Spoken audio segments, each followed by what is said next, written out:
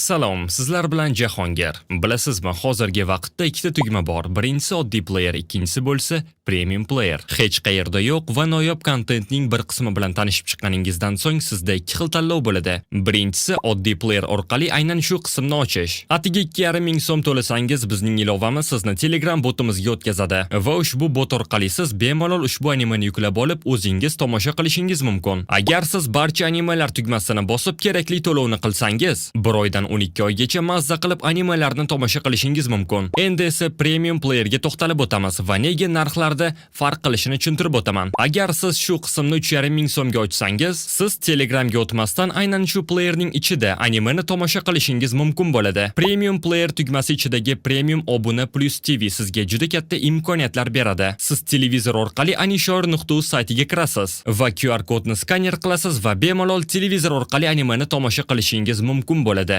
Qiziq, endi nima bo'larkin? Netero amaki o'zini tanishtirib, odatda faqat parda ortida ishlashini, faqatgina hozirgidek jiddiy muammolar chiqqanda aralashishini aytdi. U menchiga qarab, nahotki hamma qatnashchilarni shunchaki yangi narsalarni sinab ko'rishini xohlamagan uchungina yiqitgan bo'lsang, deb so'radi. Menchi Neteroni ko'rib, qilmishidan qattiq uyalib ketdi. U kimdir gurman ovchilarni masxara qilganda o'zini yo'qotib qo'yganini va shuning uchun imtihonni ataylab o'ta qiyin qilib yuborganini tan oldi. Boshqacha qilib aytganda, u o'zining bu qarori umuman adolatsiz ekanligini yaxshi bilardi.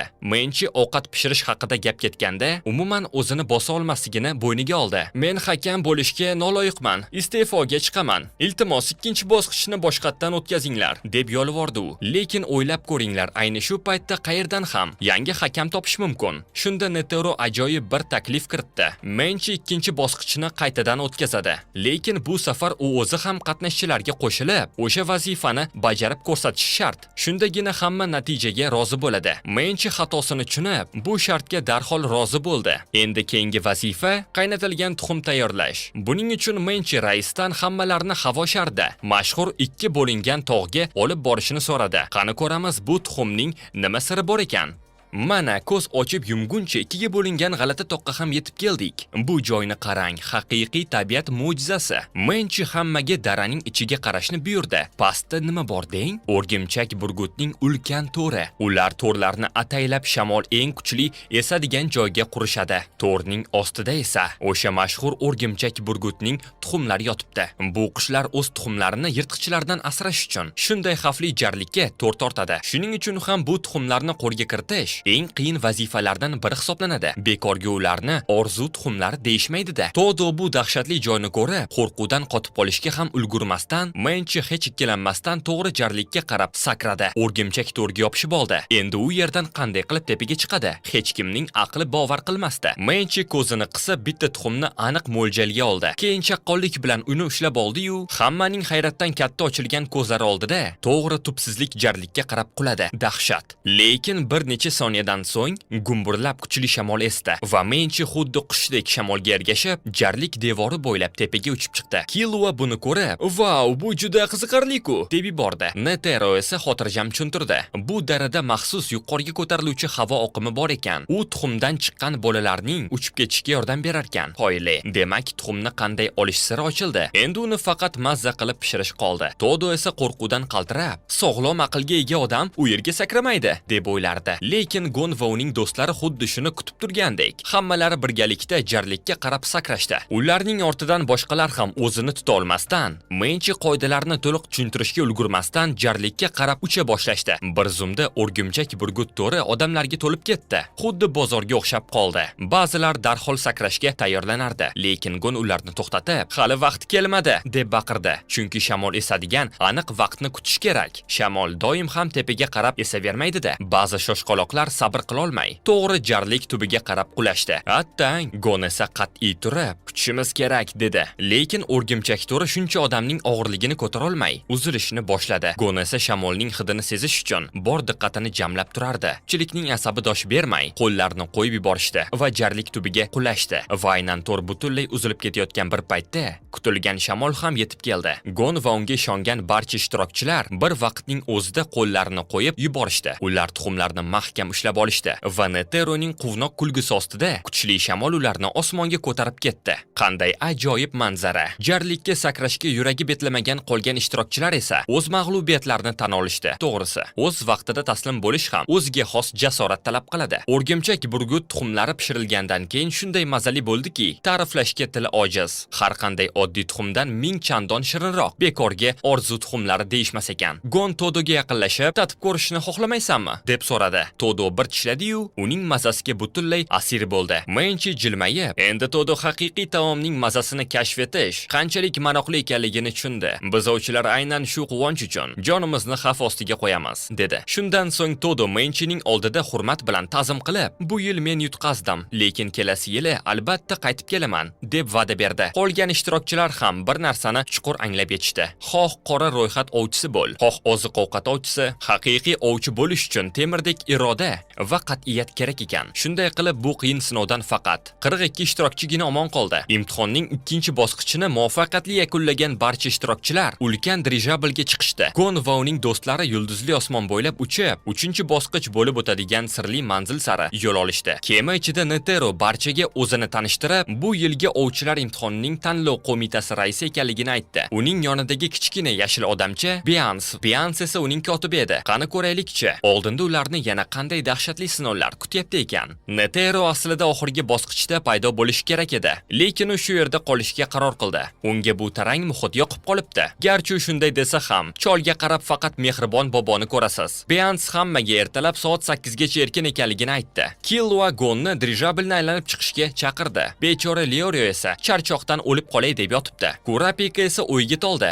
Yana nechta bosqich qoldi o'zi? Tonpa kelib, odatda 5-6 ta bosqich bo'lishini, demak yana 3-4 ta sinov borligini aytdi. Leorio uchun uxlashga yana bitta zo'r bahona topildi. Tonpa yorlik bilan Leorio va Kurapikani ogohlantirdi. Ehtiyot bo'linglar. Kotib faqat qachon yetib borishimizni aytadi. Balki 3-bosqich shu kemaning o'zida boshlanib qolar. Balki 8 gacha kutishmas. Bu gapdan Leorioning uyqusi qochib ketdi. Kurapika ham o'ylanib qoldi. Rostdan ham, ertalab tursangiz, imtihon tugagan bo'lishi mumkin-ku. Tonpa ularga kemada bo'shashmaslikni maslahat berdi. Leorio buni eshitib, ertak gap deb to'ng'illadi. Lekin baribir ehtiyot shart. Eslab qolishga qaror qilishdi. Tonpa esa soxta tabassum bilan birga harakat qilamiz, deb qo'ydi ayyor tullak. Tonpaning asl maqsadi shu edi. Bu ikkalasini tonggacha qo'rquvdan qaltiratib asabini buzish. Lekin aqlli Kurapika darhol vaziyatni tahlil qildi. Kema ichida sinov o'tkazishga hech qanday mantiq yo'q. Agar shunday bo'lganda, erkin sizlar demasdan tayyor turinglar degan bo'lishardi. Leorio esa umuman bosh qotirib o'tirmadi. Xurrakni otib uxlashni boshladi.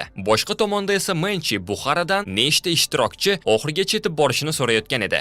Bu yilgi jamoa rostdan ham g'ayrioddiy. Buxara hammasini keyingi sinovlarga bog'liqligini aytdi. Lekin Menchi ba'zi ishtirokchilardan o'zgacha kuchli aura taralayotganini sezib ulgurgandi. Satets ham bu yilgi qatnashchilarni maqtab qo'ydi. Menchi 294-raqamli ishtirokchini nazarda tutayotgan edi. Satetsga esa 99-raqamli Killua yoqib qolgandi. Buxara esa 44-raqamli Hisokani alohida ta'kidladi. Todo to'polon qilgan paytda Hisoka rostdan ham kimnidir o'ldirib qo'ygudek turardi. Menchi ham buni sezgan. Hisoka hammalarni g'ajib tashlash istagini zo'rg'a ushlab turardi. Uning dahshatli aurasi boshidanoq hammaga sezilib turgandi. Shuning uchun ham Menchi Hisokadan asabiylashgan. Bu yigitni qattiq nazorat qilish kerak. Satets tan olishni xohlamasa ham, Hisoka ularga o'xshashini, lekin undagi qorong'ulik va yovuzlik ancha kuchliroq ekanligini aytdi. Haqiqiy ovchilar doim o'ziga munosib raqib qidiradi. Axir bu imtihon kuchlilar bilan kuch sinashish uchun ayni muddo edi-da. Ba'zida esa hamma narsani ostin-ustun qilib yuboradigan telbalar ham uchrab turadi.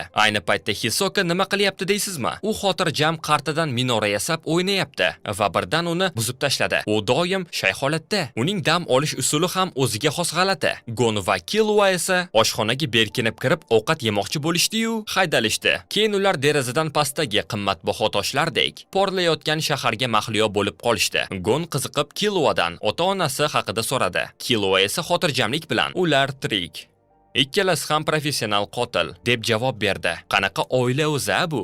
Gon hayratdan qotib qolib, ikkalasi hammi deb so'radi. Killua esa Gon kabi do'sti borligidan juda xursand edi.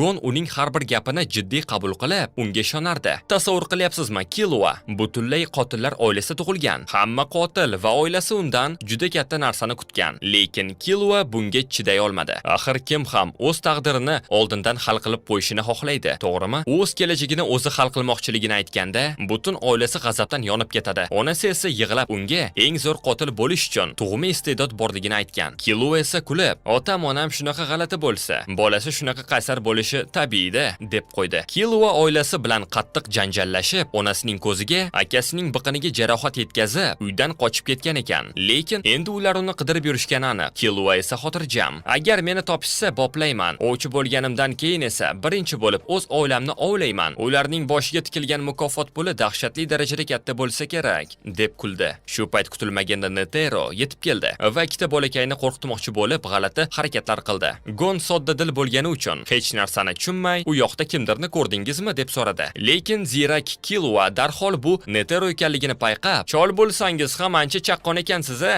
deb piching qildi. Netero umuman inkor qilmasdan, "Bu shunchaki kichkina fokus xolos", dedi. Bu gapdan keyin chol va bola bir-biriga xuddi dushmandek o'qrayib qarab qolishdi. Killua shubhalanib, "Maqsadingiz nima o'zi? Oxirgi bosqichgacha hech narsa qilishingiz shart emasdi-ku", deb so'radi. Netero esa kulib, "Hovliqma bolam, shunchaki zerikib ketdim va suhbatlashishga odam qidiryapman", dedi. Keyin u bolalardan ovchilar imtihoni haqidagi tasavvurlarini so'radi. Gon xursand bo'lib, "Juda qiziqarli. Yozma imtihonlar yo'qligi ayniqsa zo'r. Ularni o'ylasam qo'rqib ketaman", dedi. Killua esa hafsalasi pir bo'lib, "Men imtihonni ancha qiyinroq bo'ladi deb o'ylagandim. Umid qilamanki, keyingi bosqichlar qiziqarliroq bo'ladi", deb to'ng'illadi. Netero ayyirona jilmayib, keyingi bosqich haqida hech narsa bilmasligini aytdi. Killua kerakli ma'lumotni olmagach, ketmoqchi bo'ldi, lekin Netero kutilmagan taklif kiritdi. "Men bilan bir o'yin o'ynashga nima deysizlar? Agar meni yutsangiz, ikkalangizni ham shu zahoti ovchi qilib tayinlayman." Buni eshitgan Gonning ko'zlari chaqnab ketdi va darhol rozi bo'ldi. Killua esa sovuqqonlik bilan indamadi, lekin uning ko'zlarida jangovar olov yonib ketgandi. O'yin sharti juda oddiy. Koptokni tortib olish. Agar Gon va Killua dirijabl manziliga yetib borgunicha Neteroning qo'ldan koptokni tortib olsa, g'alaba qozonishadi. Manzilga ertalab soat 8 da yetib borishadi. Demak, ularda naq 9 soat vaqt bor. Netero xotirjamlik bilan, "Xohlagancha hujum qilaveringlar, men umuman qarshilik ko'rsatmayman", deb maqtanib qo'ydi. Gon hayron bo'lib, "Bunaqada juda oson bo'lib ketadi-ku. Buni qanaqasiga musobaqa deyish mumkin", dedi. Lekin Netero kulib, "Avval bir urinib ko'ringlarchi, vaziyat faqat koptokni olish", dedi. Killua o'zini kamsitilgandek his qilib, qattiq asabiylashdi va "Birinchi bo'lib men boshlayman", dedi. Bu harakatlanish davomida o'zining nusxalarini yaratib, Neteroni o'rab oldi va qulay fursat poyladi. Bu qotillarning maxsus usuli bo'lib, aks sado ritmi deb ataladi. Bunda ma'lum bir ritm yordamida ko'zga ko'rinmas sharpalar yaratib, dushmanni chalg'itadi. Netero shunda yosh bolakayning bunday qiyin texnikani mukammal egallaganidan ich-ichidan hayratda qoladi. Killua nihoyat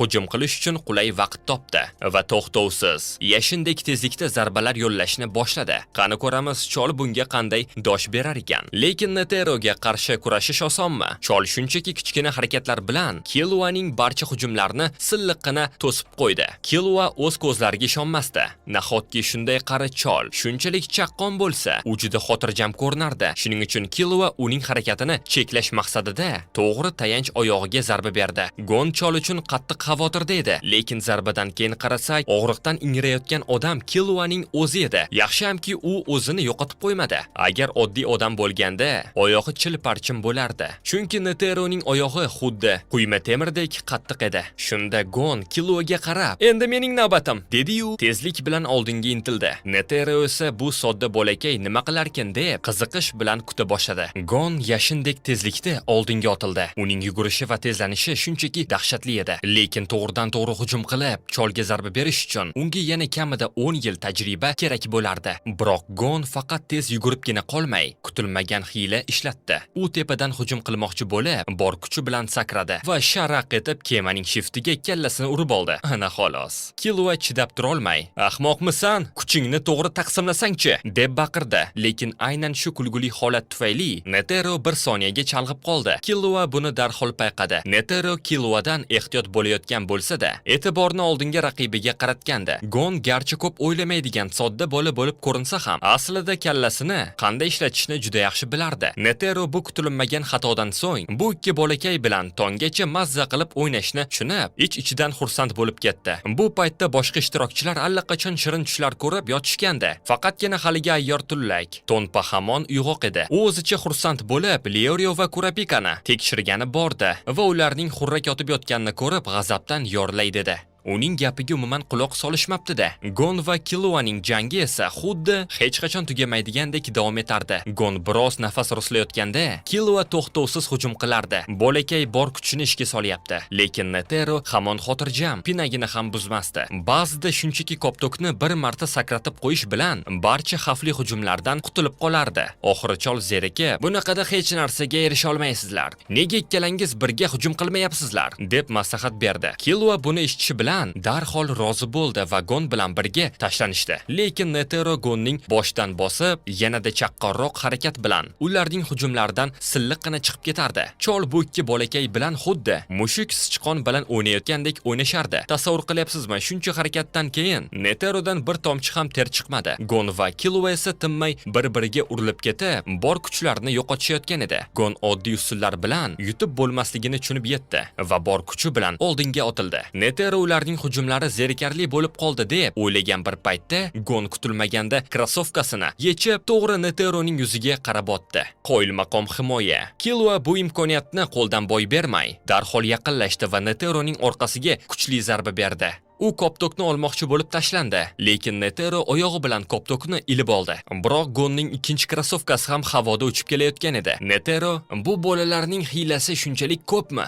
deb nolayotgan bir paytda koptok rostdan ham ularning qo'liga tushishga bir baxya qolgandi. Lekin o'sha hal qiluvchi soniyada qo'mita raisi bo'lmish Netero bor kuchini to'pladi va yashindek tezlikda oldinga otilib, ikki bolakayning orasidan koptokni ilib ketdi. U bolalarning harakatini maqtab qo'yishni ham unutmadi. Gon hayratda qolib, "Siz juda ham zo'rsiz", dedi. Killua esa alamidan chiday olmay, o'rnidan turdi-da, "Bo'ldi, men o'ynamayman, taslimman", deb yubordi. Gon hayron bo'lib, "Hali vaqtimiz ko'p-ku, hozirgina yutishimizga oz qolgandi", dedi. Lekin Killua shunday bir haqiqatni aytib berdiki, Netero shu paytgacha umuman o'ng qo'li va o'ng oyog'ini ishlatmagan ekan. Ular shuncha harakat qilib ham cholning faqat yarim kuchiga qarshi kurashgan ekan. "Bunaqada bir yil quvlasak ham koptokni ola olmaymiz", dedi Killua. Uning bu gapi ayni haqiqat edi va buni anglab yetish odamning alamdan sochlarini tikka qilib yuborardi. Killua hafsalasi pir bo'lib, "Ketdik bu yerdan", dedi. Lekin Gon qaysarlik qilib, yana biroz o'ynamoqchiligini aytdi.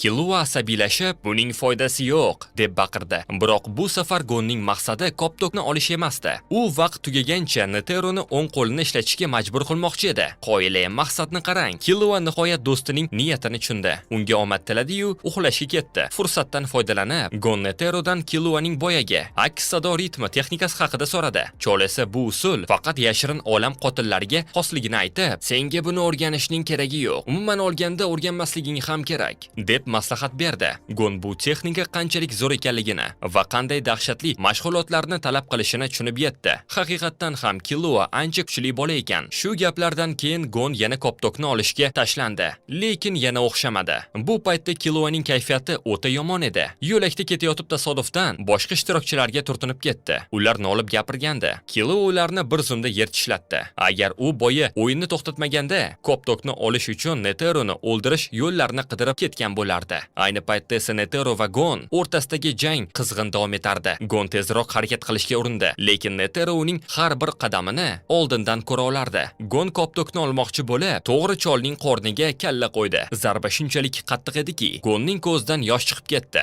lekin u taslim bo'lmay yana hujumga o'tdi. Netero esa xavotirga tusha boshladi. Agar shunday davom etsa, bu qaysar bolaning boshi yorilib ketishi aniq. Lekin qornini bo'shashtirsa, o'zi zarba yedi. Shuning uchun chol noiloj o'ng qo'lni ishlatib Gonni itarib yubordi. Gon uchib borib devorga urildi, lekin keyin yuzida katta tabassum bilan "Siz o'ng qo'lingizni ishlatdingiz, men yutdim" deb xursand bo'lib qichqirdi. Maqsadiga yetgan bolakay shu zahotiyoq yerga qulab, shirin uyquga ketdi. Netero Gonga qarab mehr bilan jilmayib qo'ydi va uchuvchiga qo'ng'iroq qilib, bolakay biroz ko'proq uxlashi uchun dirijabl tezligini pasaytirishini so'radi. Mana tong ham otdi. Kema Gon va uning do'stlarini yangi manzilga olib keldi. Ovchilar imtihonning 3-bosqichi boshlanish arafasida. Gon shirin tushlar ko'rib yotganda, kutilmaganda karnaydan e'lon yangradi. Ular Hiylalar minorasi deb ataladigan joyning eng tepasiga yetib kelishibdi. Bu bosqichdan o'tish uchun ishtirokchilar 72 soat ichida minoraning pastiga eson-omon tushishlari kerak ekan. 3-bosqich rasman boshlandi. Shu payt minoraning ichida kimdir kameralar orqali ularni kuzatib, "Nihoyat bizning navbatimiz keldi" deb xursand bo'lardi. Uning sheriklari ham juda xavfli ko'rinishga ega edi.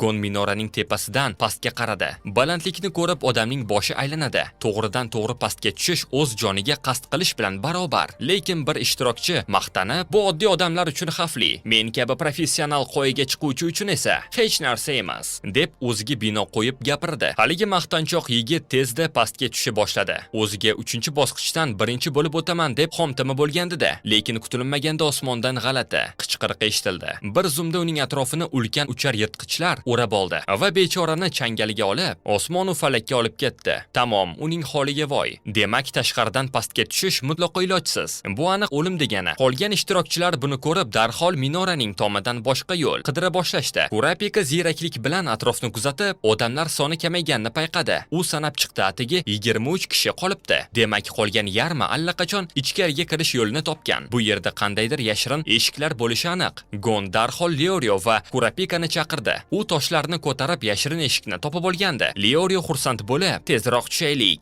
deb shoshildi. Lekin Gon biroz shubhalanib qoldi. Chunki u birgina kichkina joyning o'zida naq 5 ta yashirin eshikni topgandi. Bu juda g'alati, to'g'rimi? Balki ba'zilari qopqondir. Qolaversa, har bir eshikdan faqat bir marta foydalanish mumkin ekan. Killua boshqa birov tushib ketgan eshikni ochishga urinib ko'rdi, lekin u qilt etmadi. Eshikning o'lchamiga qarasak, faqat bir kishi sig'adi. Demak, har bir eshik bitta odam uchun va ular tarqalishga majbur. Gon va Killua ikkilanmasdan har bir bittadan eshikni tanlashga qaror qilishdi. Agar qopqonga tushib qolishsa ham o'zlaridan ko'rishadi-da.